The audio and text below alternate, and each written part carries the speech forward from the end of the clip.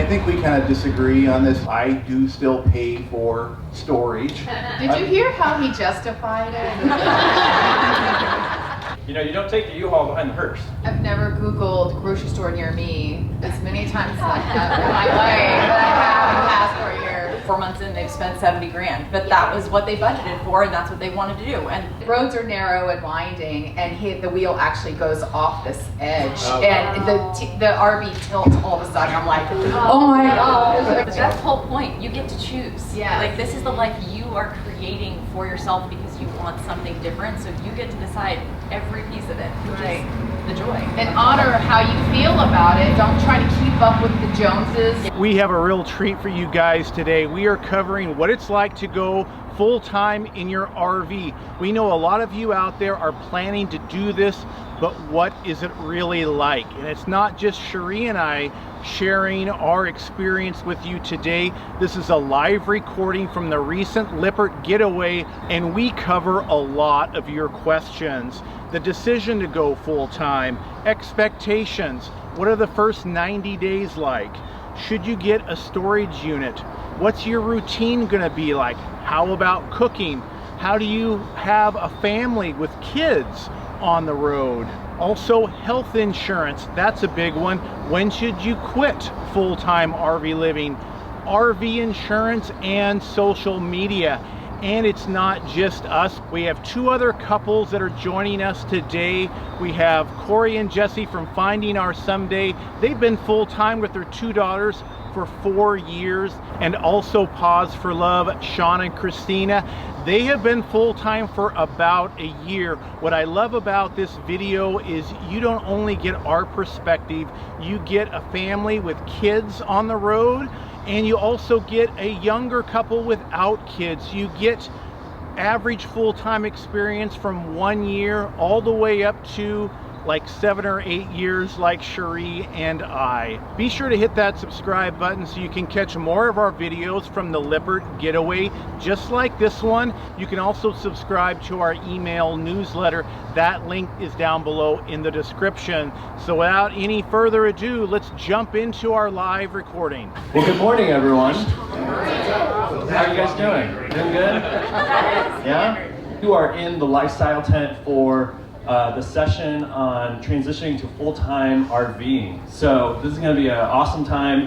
This is our first session, so I think it's going to be a blast learning from all these fine folks up here. I guess it would be good to probably introduce myself a little bit. My name is Ryan Zerfus. Some people call me Stash Bash. I don't know why they call me that. It's unclear, so if you could let me know. But I have been at Lippert for just about a year, so not too long. These people all do live full-time in their RV, and they have varying years of experience in that, so I'm really excited to hear. So I'm Sean, this is Christina. We're the crazy dog people. We have the RV that's wrapped with the giant dog on the side of it. And we are probably the newest to full-timing, I believe. We're coming up on, what, 9 months? No, it'll be a year in November, so like we're at 10. Okay, 10 months. You lose track of time. I'm very detailed. Yes. But we wanted to, and we'll get into the story later, but you know, sell all of our stuff and travel and volunteer. So we travel with Nash, he's our therapy dog, and we serve at schools and after-school programs, fire stations, police departments, and just love on people. You know, it's been a rough couple years, and when you show up with a cute golden retriever, people usually have a good time. You put a smile on their face. So we've really enjoyed what we're doing. Well, thanks again, Ryan and Kim. Let's give them a hand for putting this together. You guys are awesome. You do so much work behind the scenes. I'm Tom, this is Cheri, and we are EnjoyTheJourney.Life, mostly on YouTube. And I've been full-time, I lose track, gosh. 7 or 8 years? 8 years now, and Cheri joined me about 4 years ago. And I was wintering in Pensacola, and Cheri was down there working, and we both swiped right. And short story, basically she had an injury, lost her job, and needed to get specialized therapy, and what better way to go somewhere for a couple of months but in my RV. And we've been on the road ever since, and we share everything. Sometimes people think too much. And, But that's for everyone's benefit. Right, we Yeah. share the good, the bad, and everything in between, and yeah, just excited to be here. This is our very first speaking event at an RV rally. Good morning, everyone. Thank you so much for being here. I am Jessie. This is Corey. We're from Finding Our Sunday. Our daughters are around here, so we have 2 teenage girls, Lily and Layla. And we have been on the road for almost 4 years full-time. We were originally selling our home and all of our things to travel for 1 year and move from Maine, which is where we're from, down south to warmer weather.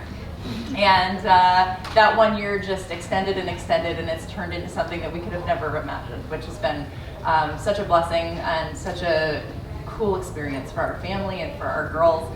Our story goes back a few years. My father was diagnosed with Lou Gehrig's when he was 46 and was given a couple years to live, and in that process I ended up quitting my job and working as one of his caregivers, and we started homeschooling our girls because I wanted them to be with him for whatever time we had, and he passed away at 53 and never got his someday. And so that really changes your perspective on life when you go through those experiences. So we decided that we were going to make some changes, and the way that our life had been set up, working for ourselves and homeschooling, really lent into us living this lifestyle. So 4 years later, we're meeting all of you and working with incredible people at Lippert and other companies that we are just super excited to be a part of and to be able to share with. So thank you guys for being here. We're excited to share more of our story with you. For sure. Go ahead. Yeah, so awesome people up here. Real quickly, could you guys just share just what rig you have right now? We are in a 2018 Grand Design Reflection. It's a 285 VHTS travel trailer. We're in a 2019 Grand Design Momentum 381. I'll talk on this one. We are in a 2017 Grand Design Reflection travel trailer, and it's the 315 RLTS. Got it.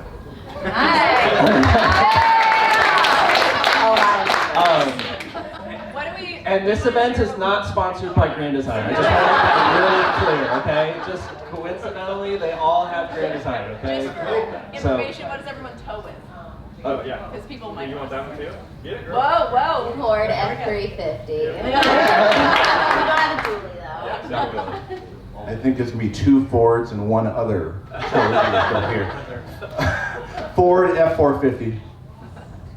We have a 2015 GMC 2500 diesel.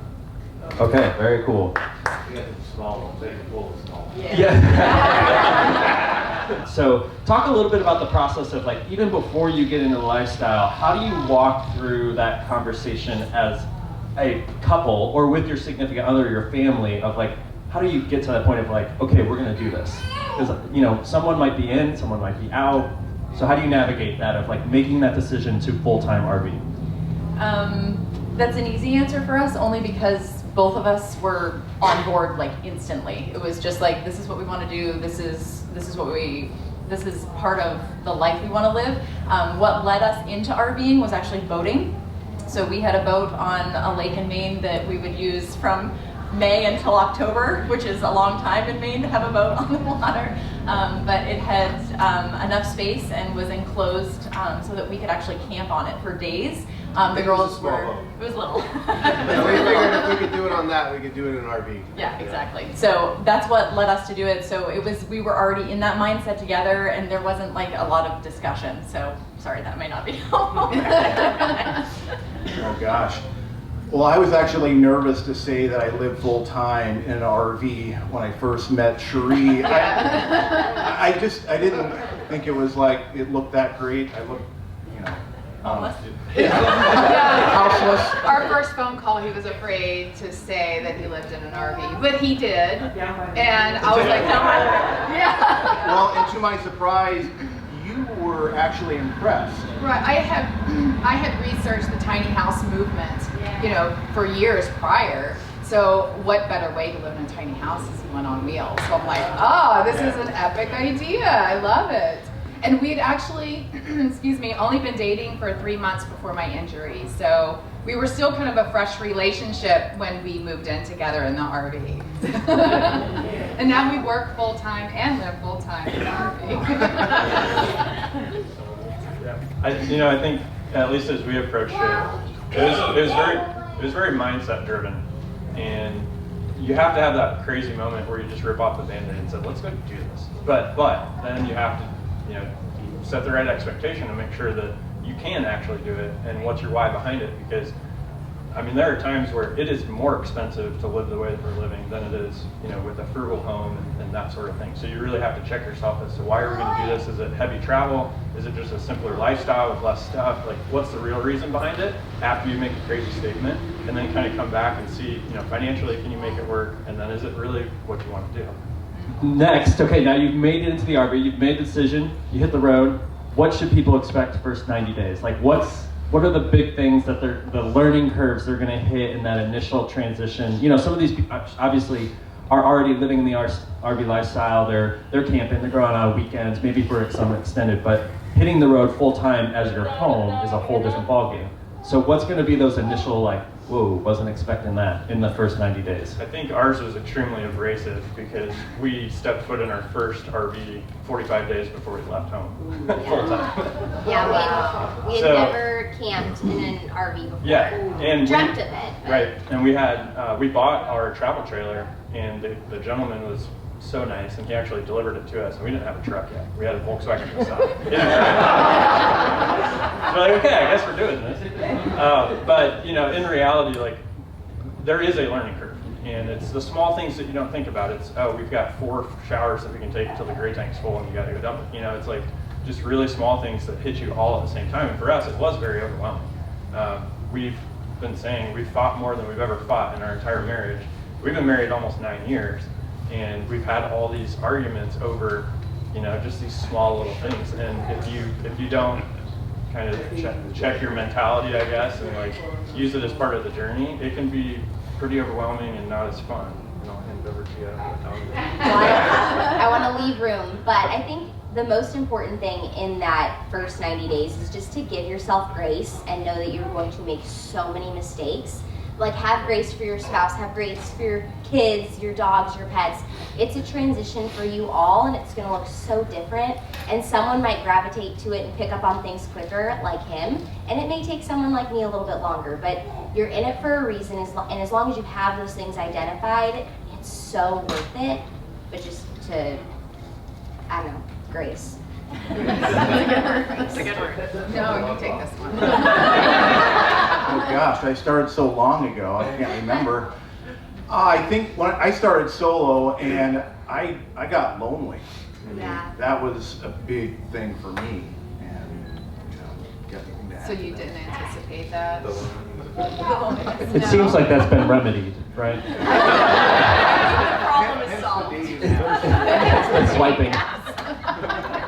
Well, I think for me, I came on board and you had all the kinks already worked out. I just literally had to sell everything I had to jump on board with you. It was a transition for me, living in a small space with somebody, you haven't known for very long, and it was a little anxiety. It's a completely different experience, but there's so many benefits to traveling full time, and I know a lot of people may have family or friends we're gonna miss you. You'll feel like we'll never see you again, and ladies, I feel like have more of a challenge because they like to go get their nails done with their friends or meet for lunch, or there's little things that you're going to miss. But you get to travel all over the country and go and visit family and friends that you haven't seen in 20 years from college, or it's been an amazing opportunity to see family you wouldn't typically see. So you'll get to see those friends and family again, you'll rotate through. We go back and visit his family every year in Minnesota, go back for weddings and Just more intentional about your time when you do go home. Yes, you are, and so you do make that time to visit, friends and family all over. So it's a huge benefit. Yeah. Well, I think we have them beat because we actually left Maine with our old truck and a U-Haul. We didn't even have an RV.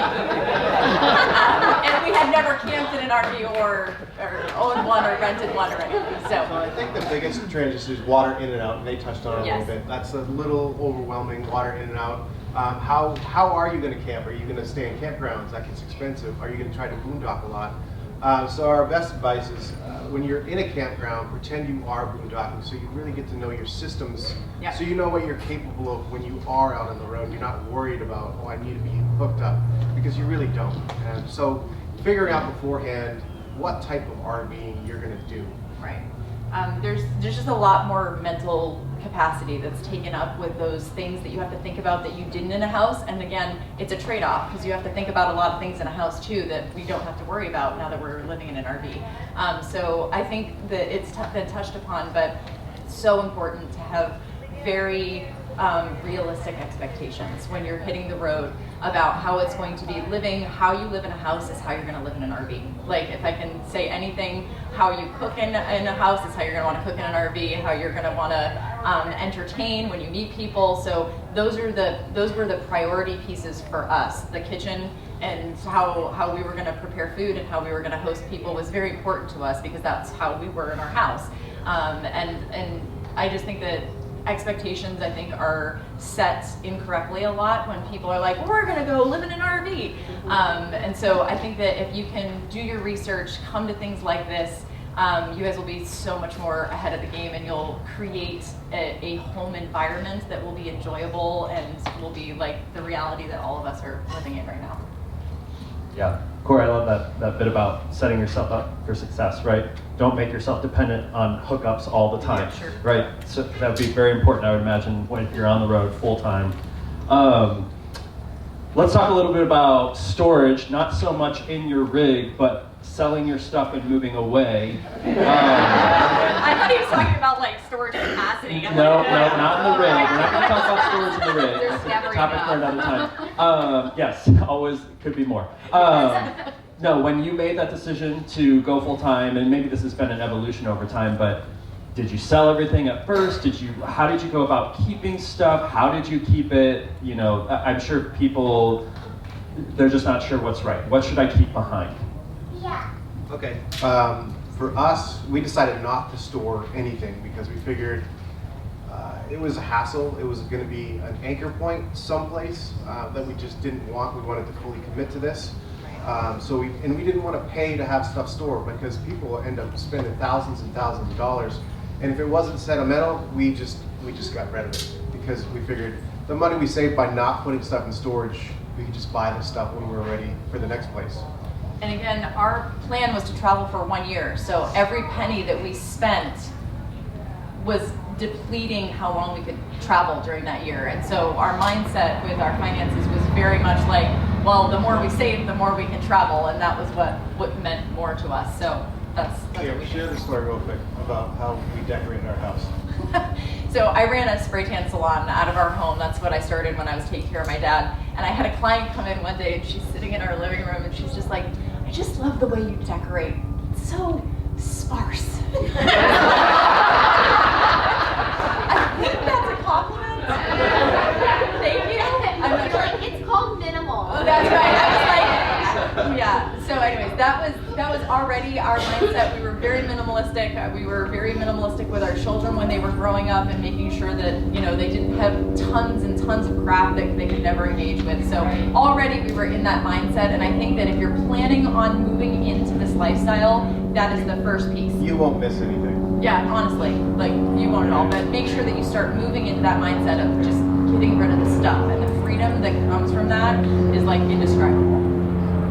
Family pictures, you could digitalize them, that's recommended. If not, leave them with a family member, because when we travel, the RV doesn't stay climate controlled, so you have to think about things like that to protect, you know, things that are heirloom products or whatever. So I wanted to throw that out there. Right, and I think we kind of disagree on this. You basically got rid of everything. Yeah. You've done this before. You've moved around a lot. Yeah. And for me, I had a business that I sold, a lot of tax records, and I mean, we had a number of garage sales and listed things in different ways, but couldn't get rid of everything, and I couldn't, find myself to just part with a few things. So I do still pay for storage. Did you hear how he justified it? I was wondering how he's going to do this. I think it's a continual evolving downsizing Yes. that you Never ending. start out with a lot of stuff that you think, oh, this is going to be really great. I'm going to use, well, we could talk about, we no longer have the kayaks on the back of the RV. Yeah, it's just like, it wasn't just, but we were only using them maybe once a year. yeah. So we are constantly trying to get rid of items, and so you can really, I think I've heard of some couples even downsizing their RV after they realized they could do with so much less. I love that you guys disagreed on that, not because I want you to disagree, but I just think that's important for us to know there's not an answer for you guys. Like, some people are going to want to hold on to things, and that is not wrong. And some people are like, I'm getting rid of 100% of my things unless they fit me here. And I just think it's important, again, to identify like what is important to you. And if you get a storage unit, if you store it at a family member's house or a friend's house, to each their own. Our situation is just so unique because, like Sean said, our situation is unique because we're out, we're volunteering, and that's what got us into our RV. And like, we had been praying about this, and when the dominoes fell, like, they fell. And we had about 30 days to like finish selling our stuff, and we were out of our house. So we did end up getting a storage unit, and we were just back there. It's in Nashville. We were just back there, and Sean opens the door, and I look at it all, and I'm like, I could get rid of that and that and that. And again, we ran out of time, but I'm just like craving going back to selling that stuff. But again, like, we won't get rid of everything. We do have some things that are really important to us that we want to still keep in our family. So TBD. And I would say too, if the hang up of selling everything, like 100% of it, is holding you up from making the jump, just get a storage unit. Take it in phases, because you're going to see, there's things like, we went back there. I've had to go back a couple times for a few reasons, but you look at it and you're like, dang, I really didn't need that. But the XL Big Green Egg, I still need. My poor chest, I still need. That 800-pound behemoth. It only takes 4 grown men to move it. But one last thing I want to say too is, and it might be kind of morbid, but you don't take the U-Haul behind the hearse. And you also see, like, at that point in time, none of the stuff comes with you. So what really is important to you, and that allows you to kind of slice and dice and figure out what you still need. Sure, and your location, I don't need the mic, I'm really loud. Your location of like where you're leaving from can have a piece of that too. Maine is literally on the way to nothing. You are literally only going to Maine, and so we knew that was going to attach us somewhere that we knew we were never going back to, and so that was a part of our decision as well. So keep that in mind as well. Like, Nashville's an excellent location, somewhere central where you can know you're going to be driving through different times. So keep that in mind too. Also too, if you were like, and everybody always starts at a year. They're always like, I'm gonna do it for a year, and then that turns into 4+, right? So just really think about that, but also something too that I just thought of, we didn't do this, but something I know other families have. They know that their full-time travel date will expire, and they chose to keep some of their stuff in a pod so that it can be delivered to wherever they end up. Food for thought. Yeah, awesome. Thanks, guys. Let's talk about like a little bit more, just like once you get into the RV, some of those more like normal rhythms of life. How do you start navigating things like eating and groceries and some of those more like routine aspects of life, but now you're in an RV full time? Like, how does that morph? How do you handle it? How do you prepare for it? Okay, I love this question because it is so important to keep yourself accountable, to hold yourself accountable. So if you want to, I don't know, we're really big on budgeting, and the hardest thing about going out and exploring this country is you just want to try all the food and drink all the drinks and all that stuff, and that's great, but set aside just like you would in a normal home, like you're getting out once or twice or whatever that fits for your family's budget. Set that aside and just be really intentional. What I love to do, that's a tangible task, make 20 or 30 meals that your family really, really loves, and that can be inside, outside, give yourself a mix. Make 20 lists, or a list of 20, keep those recipes handy digitally, get you bonus points. And then just rotate through those. You'll get a variety, and it makes your grocery shopping really easy, because every time you travel, you're not necessarily going to be going to the same grocery store. So I think from a meal perspective, that's really helpful, and that's all I'll touch on. Yeah. Do you have anything? Yeah, one quick thing. So it's kind of a cool opportunity because you've made this decision to go full time, and it's a radical change to your lifestyle. And therefore, because you were intentional, number one. Number two, you can start to design your life. And one of the cool things is if you take that moment as an opportunity, you can reset your daily schedule to a certain extent. And if you wanted to do certain things in your rhythm, your daily rhythm, you have a really good opportunity to do it, and you can be intentional about it. Yes, your environment's always changing, but still, if walking in the morning is important to you, your environment will change, and that's pretty cool. And if you're intentional between, let's say 7 and 9 a.m., you're going to walk X amount of miles or whatever, you can do that and start to build it in. And it's just a good opportunity to hit the reset button. Gosh, I think it's a constant challenge having to create a new routine based on, we're spending a day here, 2 weeks here, and I like to run, but I haven't ran in a while because it's been crazy. It's been crazy. Between family events and on the road a lot, and so that's a constant challenge there. So we're still trying to figure that out. Yeah, I've never Googled grocery store near me as many times as I have in my life that I have in the past 4 years. And I think like food preparations, we do try to grill in advance and have chicken frozen that's been pre-grilled. Free stuff. Yeah, because after a long travel day, the last thing you want to do is try to figure out what's for dinner, and it's late, and so it's nice to have that frozen stuff. We do a lot of pre-preparing ahead of time for stuff like that. And it's great for boondocking, so you're using less water and you're cooking. Huge. And we don't eat out that much, but occasionally it's nice. Yeah. I think that, Like you said before, like how you live in a house is how you're going to live in an RV. How you cook in your house is how you're going to cook in an RV. And don't get into the vacation mentality as soon as you hit the road. Yeah. It's easy to fall into. That's a hard thing to climb back out of. Yeah. So. Yeah, it's true. I mean, if that's your plan, we know people that are just like, this is our year and we're going for it, and like 4 months in they've spent 70 grand. But that was what they budgeted for, and that's what they wanted to do. And that's awesome, as long as that's what your plan is. Oh, and one more thing about storage. We didn't get a storage unit because her mother has the ability to store. We have 4 big bins, so we didn't get rid of everything. No, my Christmas decorations are at my mother's.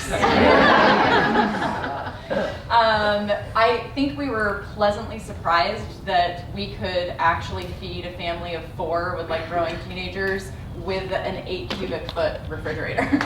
So I think the only thing that Corey really misses, I think that's a question coming up, sorry, I think I'm skipping ahead, but is our chest freezer, because if any of you have ever watched our YouTube channel, Corey loves to grill, and big cuts of meat has always been in a giant chest freezer in our house. That's not an option anymore with the freezer we have. But if you're being purposeful and going to the grocery store and thinking about what you want, and again, planning meals is really, really important. You can make it work, and you just learn to play Tetris really, really well. Yeah, because if you don't plan, it's going to come down to dinner time, and you're just going to do whatever's quickest. You're probably going to go out and spend money. So planning is definitely key. Yeah. Especially with this. No joke. Yep, for sure. So this next question is not for all, deals with kids. Okay, so so when you make this, obviously when you make this decision to go full time, it's not just affecting you, it's affecting your family and the people that you're bringing along with you. So specifically, you guys talk to how that factored into all of this and how that was for you bringing along Lily and Layla into this journey. I think, again, like we said, our lifestyle that we were living in a home was very much the same. Like, not a lot changed with how we ran our businesses or how we were homeschooling and stuff like that. But it is a big change. So you may have a kid, that one back there, that is very sentimental with her things. And so that's a process. And if you do have children and this is something that you're moving into, you do need to think about how they're going to react. You need to be paying attention to their emotions, and you need to be able to make space for them to bring some of their things with them, because it is important. Again, on top of that or beyond that, you are their parents, and you know what is best for your children. And we didn't have any of our children kicking and screaming that they didn't want to do this. They were excited about this, but they were leaving their cousins, they were leaving some friends, they were leaving a life that they had loved and known. And so I think that you need to be very specific and aware of what they're dealing with and what they're going through as you move them into this process. But she also said, be very aware that you are the parent. Correct. It's your job to raise your kids That's right. the best way you know how, so you're the parent. Right, and we felt like we were led to do this, and therefore our children will get what they need in life because we are doing what we need to do with ours. So that's our perspective. But anyways, the girls have had the most amazing experiences in our 4 years. And now that they're 16 and 14, we're watching our experiences play out into their futures and what they want to do with their lives, and the things that they're going to accomplish and the people that they're going to touch. Again, last night, like what I was discussing up front with Jason and with everybody, is that there are ripple effects that we will never see because we're living the life that we felt we were led to go and live. And so that plays out in our kids' lives, it plays out in your kids' lives, it plays out in your grandchildren's lives. So that's our kid perspective. Awesome, thank you. We'll get to questions in just a moment. I want to ask just one more that was sitting on the top of my head, is just like what's been the hardest thing about full-time RVing? Like what's that thing? It might be the same for all of you, it might be different, but like what would be that one thing that when you think about living this full-time, specifically full-time RV lifestyle, what's hard about it? So ours might be different, it might be the same. For us, it's church. That's been really tough.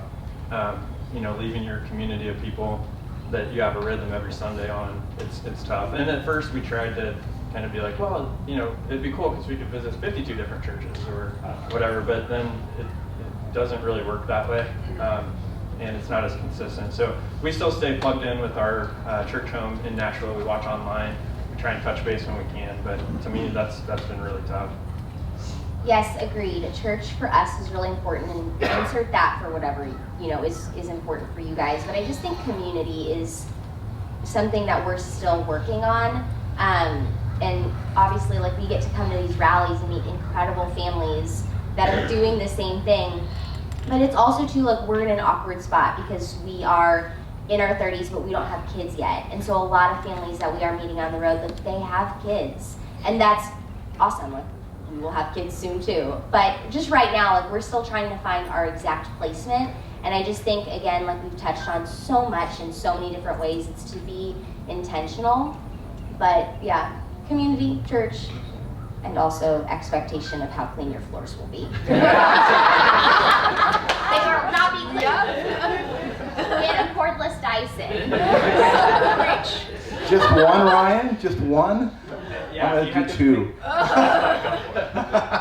Well, probably breakdowns is number one. Just constant things breaking and needing to be fixed or upgraded. That's probably the biggest one. But a 43-foot toy hauler and a big truck is a big thing to constantly be aware of driving down the road, and what are you going to run over that you shouldn't? Or I think just coming into here, there was no sign out there, and it said no outlet. Did anybody else hesitate to come in? And so we kept on driving. And half an hour later, wait a minute, you're skipping a part. I follow behind him, and the roads are narrow and winding, and the wheel actually goes off this edge, and the RV tilts all of a sudden. I'm like, oh my gosh. It's like I have so much anxiety following the RV, seeing stuff like that, thinking it's gonna fall over. Yeah, everyone that came in yesterday had the benefit of having some flags and some people waving in, so. And that's just in the last 2 days. There's a sign that says no outlet.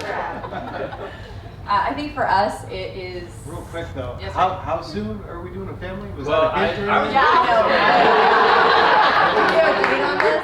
We're just warming Is that up. an announcement? No, you guys, someone hugged me a few days days ago, and she goes, I have a gift. You're going to be pregnant in 3 months. And I was like, I think you're going to get confused with maybe a puppy. So, we're very open as well. So. Good question. Kids are a blessing. We know. So for us, I think it's routine. It's very hard when you are changing locations very quickly, and it depends on how you travel. We have friends that are travel nurses, and they're staying in one location for 3.5 months, and that's not as much of an issue for them. For us, we move very quickly. We stop at a lot of places, and when you're trying to manage, I mean, we started a brand new business on the road. So in the last, 2 years, we've started a new business. So we're learning new things. We're both working the equivalent of full-time jobs with our business, and then we're homeschooling high schoolers. And so fitting in what you can do and what you can't is a really important thing. And when you guys are out there, you cannot do everything. And it's not just financially. You need to make sure that you are setting your schedule up that doesn't exhaust you. Like, it's really important, because that's when the issues start inside the RV. It's when you're exhausted and you're emotional and you're mentally drained, you're physically exhausted. So you need to make sure that whether it's just you and your spouse, or you alone, or you with kids, that you are thinking through those things and that you're not overscheduling yourselves. We have people write to us all the time like, oh my gosh, you missed this and you didn't do this. Do 1 or 2 things in an area and do them really, really well, and that's what makes good memories. It's what will, connect you to that place better. So that's our best advice about, like setting your schedule. That is such a good point. It really is. Yeah, and I think as many people as there are RVing, there's that many different ways to RV, and you just have to find your rhythm. A lot of people like to move faster and they get excited, but some people find that that's exhausting and you have to end up slowing down. We just came off of a really quick, since March we have been moving, and I'm exhausted. Yeah. And it's like now we're talking about let's go and spend longer time in places and just kind of catch our breath for a little while. But you'll find your own rhythm and your own style, and there is no wrong way. Right, and a lot of times it's a mixture of what you just said. Sometimes Right. You're moving fast, Yes. and sometimes you're sitting because you need to sit. And a lot of people, we get comments sometimes, well, that's not RVing, that's not how you're supposed to do it. And it's like, there is no right way, there's no wrong way, you do it your way. What do you consider long? Like, what's a long stay? We've stayed as long as 3.5 months in one place, so that's a long stay for us. Yeah, a week is too short. Well, I love that. I mean, that's life in general, whether you're in an RV or not, is you have to do what is right for your health, Yes. your well-being. There was a question on here, I won't get to it, but just, that well-being aspect, emotionally, spiritually, physically, all those things All are of you, it. especially moving into such a transient and smaller space, having to really be careful of keeping those things in mind and being intentional about it. But that's the whole point. You get to choose. Yeah. Like, this is the life you are creating for yourself because you want something different. So you get to decide every piece of it, which is the joy. And honor how you feel about it. Don't try to keep up with the Joneses, Yes. the RV Joneses, Yes. because everybody's going to do it differently. We'll take some questions. So I think you won't need a mic. If you just want to go ahead and stand up, ask your question, and How did you choose your domicile address? And then also, what are you doing about your health insurance? Thank you so much. Sure. We stayed in the Nashville area. We got one of the post office, or it's not a post office box, but one of the companies that'll scan your mail in for you. So we kept it there. And then we were just back in Nashville, so we just renewed our registrations. And on the renewal of registration, it's pretty easy. They don't really ask for any updates. So that, and then we discovered something called Christian Healthcare Ministries. It's called CHM. It's one of the Christian insurance sharing things. And for the two of us, we paid $344 a month, which is the highest end that you can get with unlimited coverage. and they will reimburse you anything that you spend over $500. They reimburse 100% of it. So you don't pay $500 and then it kicks in. Like if it's over $500, they reimburse 100%, and we've had to use it, and it works. For So all states? yeah, it's all states. So it's called Christian Healthcare Ministries. And make sure you put the ministries on it, or else you'll end up with a different. Oh yeah, and they're a .org, so it's a nonprofit, and there's multiple out there. So do your research. Yeah, there's also MediShare. Yeah, Medicare. We just chose this one. It just felt right for us, and we don't visit the doctor very often, and just it worked out. But yeah, those are both really good questions. Gosh, I'm still a resident of Minnesota, and health insurance is one of the reasons. They've got a great health exchange network. You just sign up and renew each year, so that's awesome. Cheri was also on CHM for a while. Yeah, And it's a good program. Yeah. I forget the one that you're on now. It's made for RVers. Made for though. RVers, yeah. I don't I remember the name. remember it.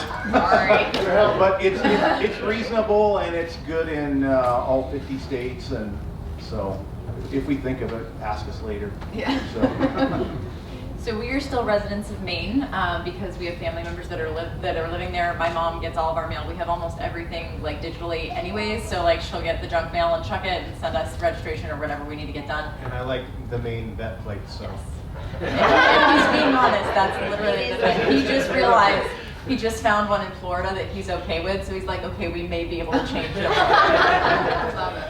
Health insurance is a question we get a lot, and it's a really tough one to answer. And the reason is because everyone has different family situations, they have different health situations, and it's different by every state. So these programs are really awesome. And then, you really need to research what your state of residence offers, as well as what other nonprofit organizations can offer to you. I know that I'll have it. If you guys want to email me, I have a link to an article that Heath and Alyssa put out about this that I don't know if you follow them or not, but they just did a really good job of putting together a lot of different options, and I think it's a really good overview. So if you want that link, just send me a message on Facebook or Instagram, or send us an email at Jesse@FindingHerSomeday, and I'll send that to you. Awesome. Any other questions out there? Go ahead. Yes. I just passed my mid-70s, and I look out here at a bunch of young people. End game to all this. I'm not going to be throwing kayaks on the roof when I'm 95. No. Ours are blow up, so we don't throw our kayaks on. Thought process on how long you're going to do this and where you're going to wind up. I think to throw cold water on this. No, it's awesome. Yeah, that's an awesome question. Great question. Kind of realistic. Absolutely. Yeah. People have always asked us, so are you going to homeschool your kids until they graduate? And I'm like, I don't know what I'm doing tomorrow. Like, no. And our answer has always been that for us, homeschooling was per year, per kid.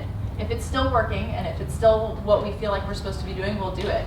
But if it's not, we'll make a change, and that's how we feel about our being and how we'll do this. I think in some aspect, we will always travel, but we're getting to a new stage in life soon where we're going to be empty nesters, and they're going to be starting their families, and I know we're going to be wanting to be involved in all of that.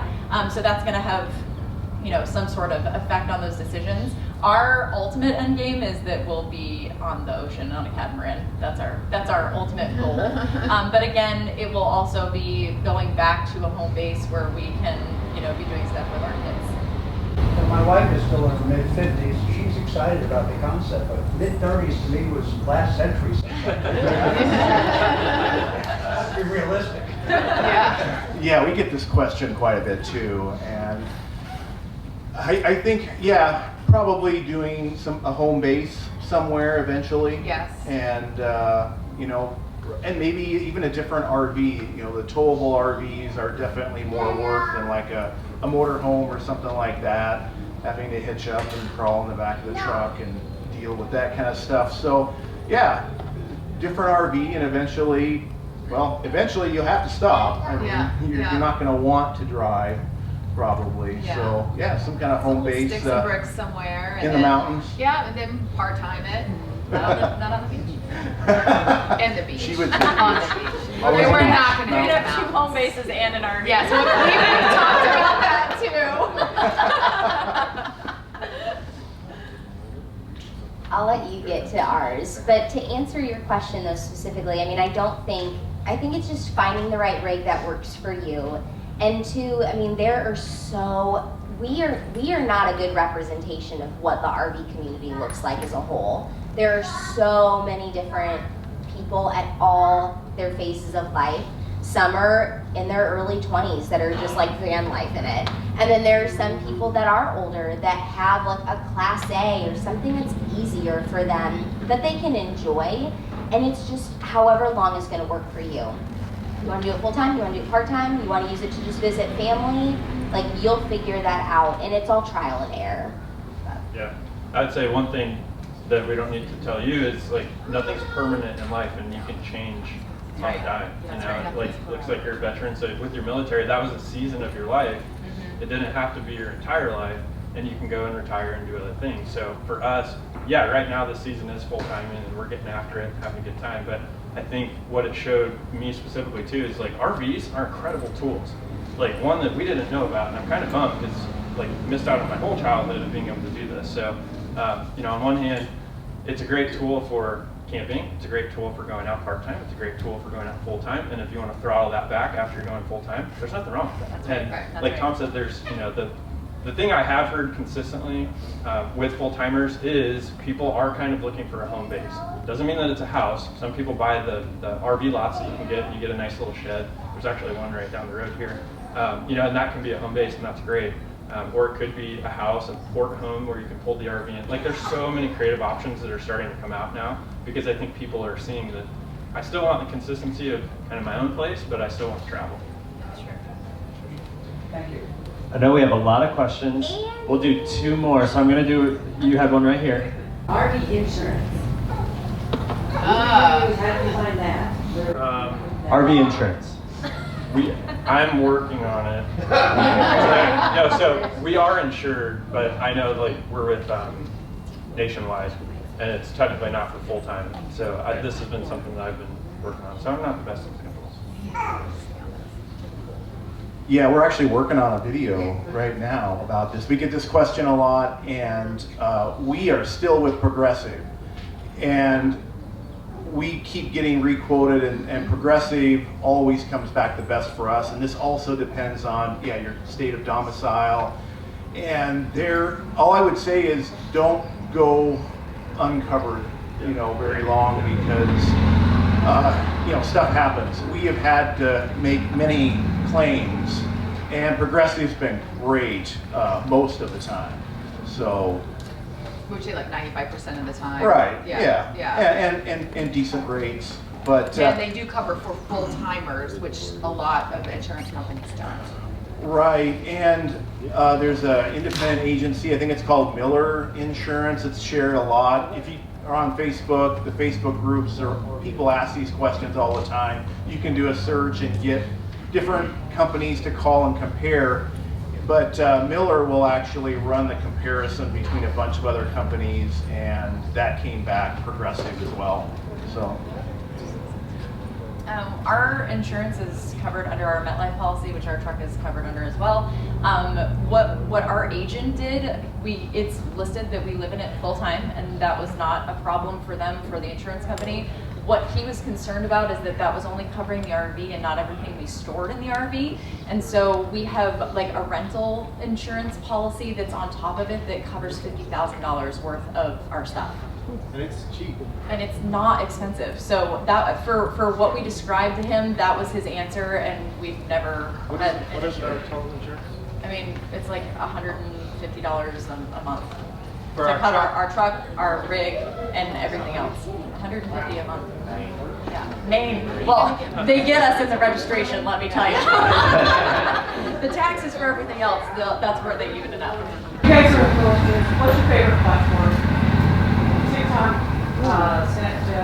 YouTube, Facebook, what's your favorite? My mind gets blown with all of them. I think it's the one that we're utilizing the most. So like we're on, our main focus is YouTube, and then Instagram is a feeder for that, for our business. So I mean, I think that's the case. But I love that every one of them has a different options, Different and they'll demographic for each one of those exactly. platforms. So like we would never be able to specify like we're only going to do YouTube or we're only going to do Instagram, because the difference between all three of them and the age demographic and the male-female demographic changes on all of them. And so I think they're all really useful. I just think you need to manage them correctly. Across the board.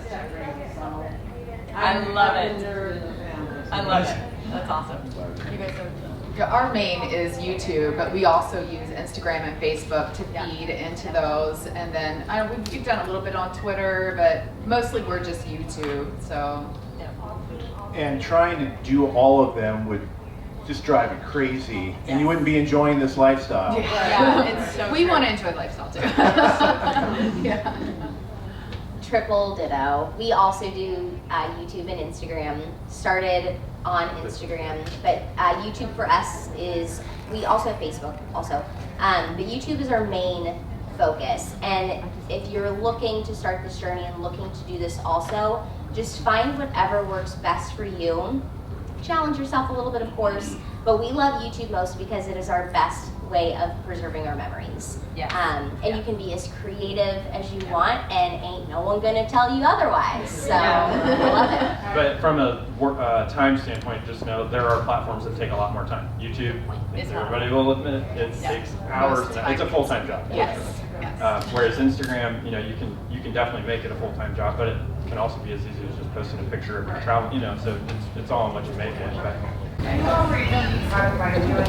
Yeah, ours is Pause for Love, both on Instagram and YouTube and Facebook. We are EnjoyTheJourney.Life on most platforms. Yeah, but you can just find us by searching Enjoy the Journey. Yeah. And we're finding our someday. I always have to specify that. It's everywhere. Sunday. It's someday. Someday we will go and do all this. But we're on YouTube and Instagram and Facebook as well. I think too, like, if you're going to start any type of social media, make sure that you're doing it for the right reasons. Yeah. Because it's time consuming. If you're trying to start it as a job, it's a long game. No matter what, if you're trying to build a following and stuff like that. So You gotta learn to deal with haters. Yes. just let it roll off. Yes. They need hugs. That's it. They need Yeah, you develop it. Well, hey, let's give these people a round of applause. We hope you enjoyed this special live recording of our session at the Lippert Getaway with our friends Corey and Jesse from Finding Our Someday and Sean and Christina from Pause for Love. You can find links to their social media down below in the description. Make sure you hit that subscribe button and also subscribe to our newsletter, and that is also down in the description. And for all of us at the Lippert Getaway, remember to enjoy!